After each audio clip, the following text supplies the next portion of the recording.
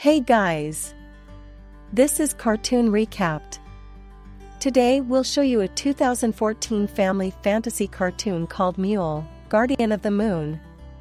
Spoilers ahead. Watch out and take care if you haven't watched yet.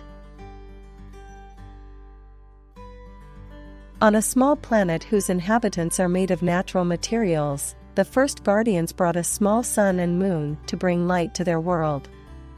For generations, the Guardians of the Sun and Moon used them to preserve the harmony of the world, with colossal animal-like temples being used to carry them in a timely fashion around the planet. Although they are very different from each other, the people of the day and night live in relative harmony with each other. However, in the underworld deep within the planet, Necros, a failed and corrupted guardian of the sun who once tried to steal the sun for himself out of envy until a mighty warrior called Zolo vanquished him and sent him straight into the underworld, awaits the opportunity to plunge the world into darkness. In the present day, the day is approaching when the sun's apprentice guardian, Sohon, and the moon's apprentice guardian, Liyun, will take on the roles of guardians of the sun and moon from an elderly Zolol and Yule, respectively. On the day of their induction, the light of the sun accepts Sohon as planned, but the lunar Yu chooses Mune, a young, inexperienced faun boy, over Liyun.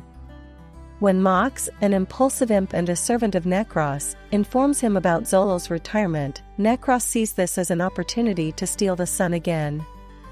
After the ceremony, Zolol and Yule show the respective successors how to operate their temples before passing, with Zolol turning into a stone statue and Yule turning into a tall glowing tree-like plant.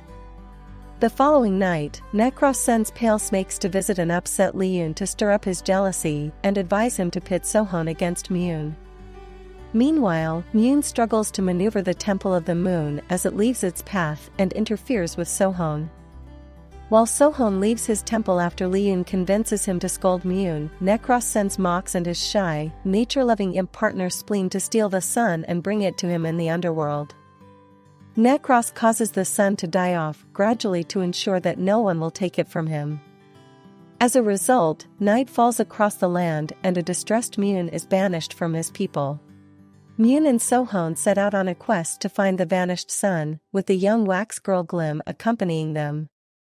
Thanks to her knowledge of astronomy and the ancient stories of how the world came together, the group passes across the Great Blue Hole, a lake under which the great abyss that leads to the depths of the world opens. While underwater, the group meets Phospho, a failed previous guardian of the moon from the same generation as Necros, who, due to his cowardice, gave up his position after failing to stop Necros instead of Zolol. He awakens Glim using his power and leads them to the entrance of the underworld before leaving. Meanwhile, Liyun takes Mune's place in the Temple of the Moon, but is unable to control it. The moon wanes and crumbles into dust, causing the temple to go out of control. It ends up in the underworld, where Mune, Sohon and Glim are. Mune and Glim take care of the moon while Sohon dives into the underworld to recover the sun. Mune figures out that he can calm the Temple of the Moon by using his powers, inspiring Phospho, who had watched from afar. Liyun admits to him that the moon is lost, but Mune and Glim go into the moon quarry of the World of Dreams, which Yule had informed Mune of before passing away, to carve a new crescent like the first guardian of the moon had done before. However, despite the new moon being ready, it could not shine without the sun. Mune, who had tested his powers against nightmares, and Glim develop feelings for each other as a guilt-ridden Liyun apologizes to Mune for his actions, recognizing him as the true guardian of the moon. With the task done, Mune and Glim rejoin Sohon in the world of darkness only to find him surrounded by a mass of pale snakes, who attempt to make him go mad with hatred like with Necros. Sohon is saved after Phospho intervenes and sacrifices himself to calm and free Sohon, destroying the snakes in the process.